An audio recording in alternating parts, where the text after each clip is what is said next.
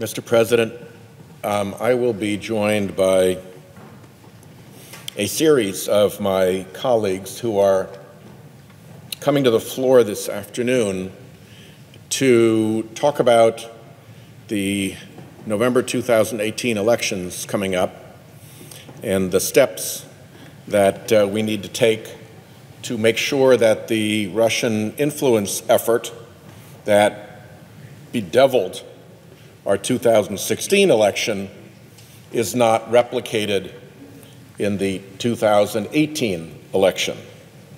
I guess the first question to answer is this a realistic prospect? Is this something we should concern ourselves with, that the Russians would come back again in 2018 and try to meddle in our elections? Everybody in the Trump administration who has been asked about this, perhaps outside of the Oval Office itself, has said yes, absolutely, they're coming. The director of the CIA, the director of national intelligence, the head of the FBI, the Attorney General, the Department of Justice. There is no contest, there is no disagreement, there is no doubt, even among the President's senior national security and law enforcement team, that they're coming back, that they're going to do this again. So that leads us to the question of what we're doing about it. And it seems that, A, the silence from the Oval Office on this subject is deafening. The White House doesn't ever want to talk about doing anything about this. And to the extent that we get signals from tweets and things like that, they're usually non-factual and highly politicized challenges to the basic facts that all of the President's senior staff seem to agree with, senior cabinet staff. So I don't know why they haven't sorted out why the President says one thing and all of his cabinet officials say something else, but that's for them. What's for us is to review this in Congress, to do oversight, and to do what legislation might be necessary to raise our defenses, to make sure that we can effectively counter what we have been warned is coming at us. We have no proposal from the administration. You would think with something like this that we have an election that has been attacked by a hostile foreign country. You'd think that would be the kind of thing that would bring our country together, that would get the President's attention. He swore an oath to protect and defend the Constitution, and last I heard, the elections are a part of our Constitution, and yet, nothing. Crickets. Where's the proposal? Where are the congressional hearings on our proposals? Where are the markups? Where are the bills? We're seeing an extraordinary lack of interest and initiative in something about which we have been very, very forcefully warned.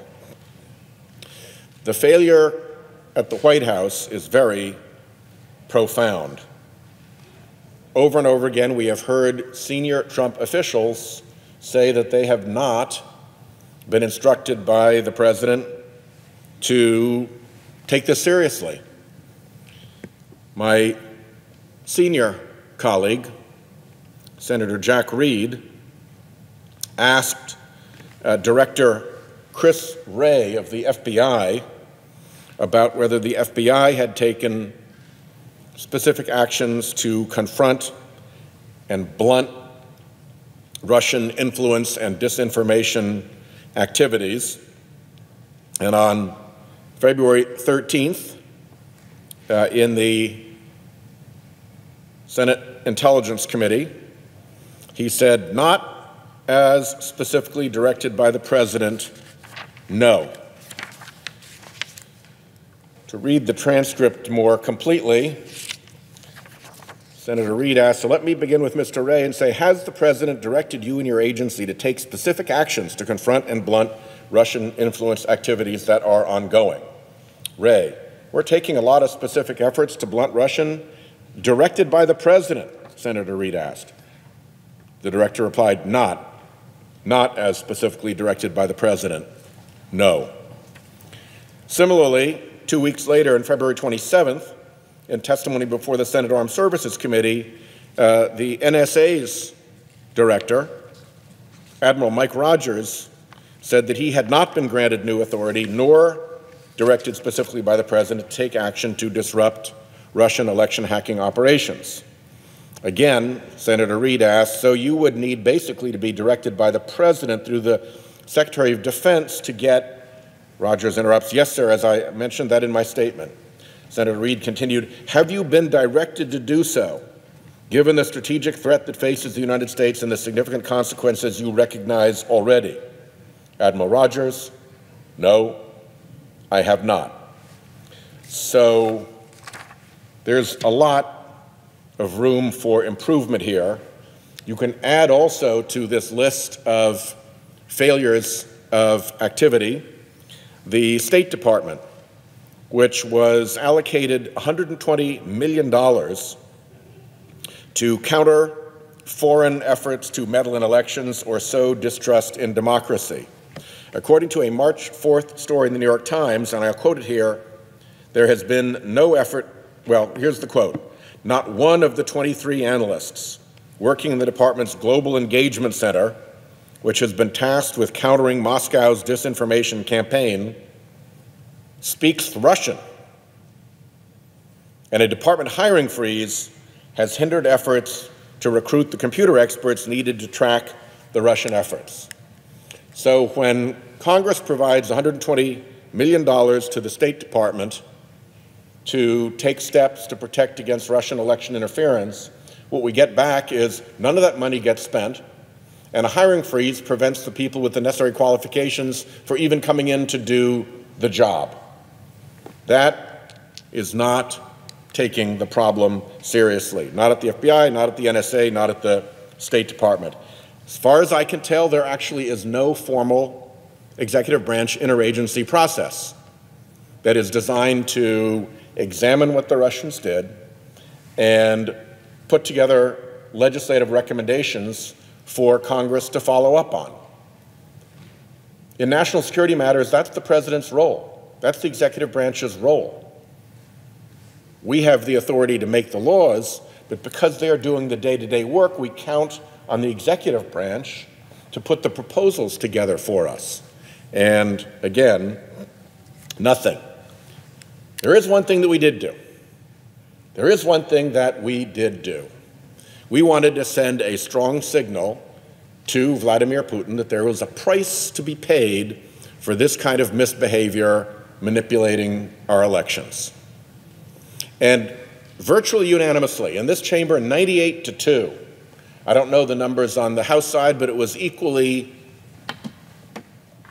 virtually unanimous on the House side. But it was 98-2 here in the Senate. We passed tough sanctions to hit Vladimir Putin where it hurts, which is right in the oligarchs. That's what he cares about. The oligarchs that support him, the oligarchs whose corrupt enterprises he is corruptly engaged with, that whole racketeering enterprise that runs the Russian government is what the sanctions would go after. Well, the administration has refused to implement them. The State Department has said they're not needed. Not needed. We're hearing from all the Trump administration's own senior executive agencies that they're going to come and do this again in 2018. How are they not needed if this is no deterrence for what they did in 2016?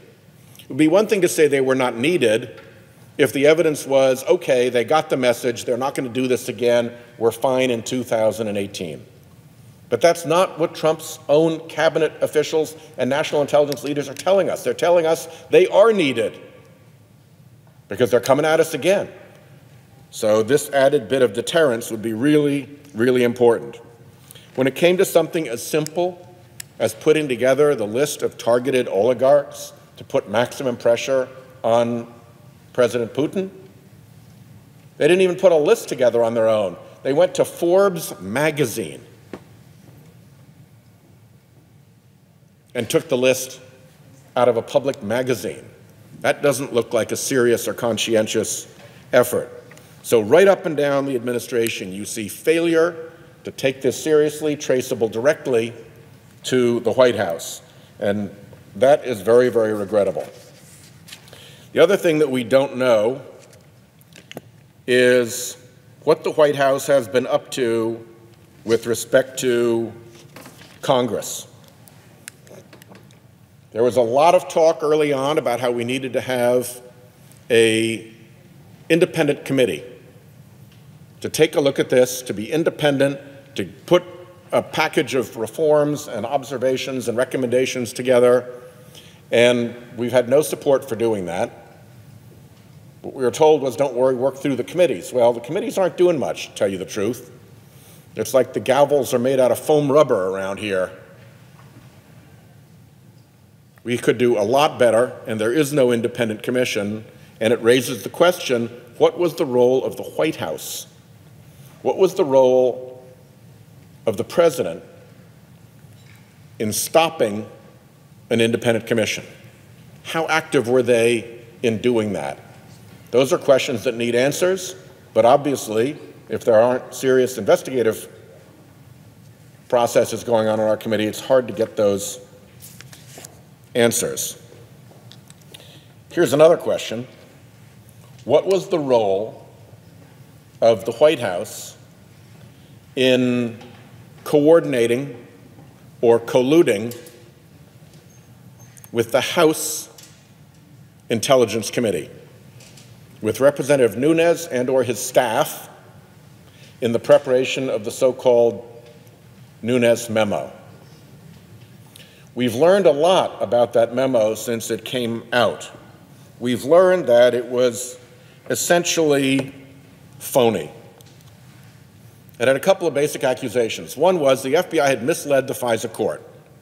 They hadn't disclosed to them that one of the sources that supported the affidavit that got the FISA warrant for the surveillance of Carter Page, that one of those sources had been in touch with or been funded by a political campaign. That this was a phony effort cooked up on behalf of the Clinton campaign and run before the Foreign Intelligence Surveillance Court. Well, as it turns out, the FISA application stated specifically the FBI's speculation that Steele had been hired, the source had been hired to, quote, find information that could be used to discredit candidate number one's campaign, Trump's campaign. As somebody who's pursued affidavits for search warrants and for surveillance warrants before, I can tell you that it's common and standard FBI and Department of Justice practice to leave out unnecessary names. So the fact that Mrs. Clinton wasn't mentioned is perfectly consistent with longstanding department practice. The other thing that it omitted was that the Steele information was actually corroborating information for a lot of other information that had begun this investigation beforehand. So that theory that this all depended on this particular source and that this source had an undisclosed relationship with a political opponent was simply baloney. The fact of the matter was that that was disclosed in the warrant, and there were additional sources. So that takes you to the question of why. Why would a legislative committee, apparently deliberately, put together a report that contained misleading or false statements, that tried to create an erroneous and false impression about something that had taken place? Well, did the White House have any connections in that process? That's a question that we're entitled to answers on. Because if this was just a botched job by a partisan crew in a legislative committee, that's one set of problems. If this is the Congress of the United States taking its oversight authority and handing it over to the executive branch of government, handing it over to White House operatives when the White House itself is the subject of the inquiry, that is a very different problem. And we are owed an answer as to what the communications were between the White House and the Trump legal team and the staff at the House Intelligence Committee who prepared the Nunes report. I've been joined by the distinguished senator from Connecticut, so I will leave my remarks there and yield the floor.